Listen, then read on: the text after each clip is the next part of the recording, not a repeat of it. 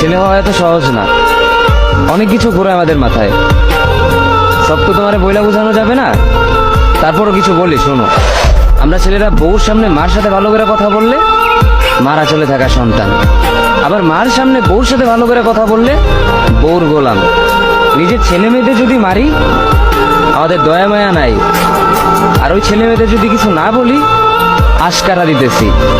নিজের বউরে দিয়া যদি জব করাই সেই ক্ষেত্রে আমি বউর কামাই খাই, আর যদি বউরে দিয়া জব না করাই আমি সন্দেহ করি।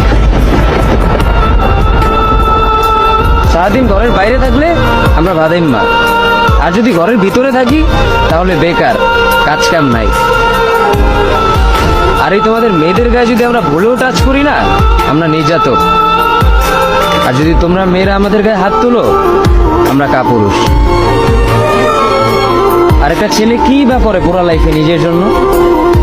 মার ওষুধের থেকে শুরু করে বউ বাচ্চার প্রত্যেকটা শখ পালন করার দায়িত্ব একটা পুরুষের।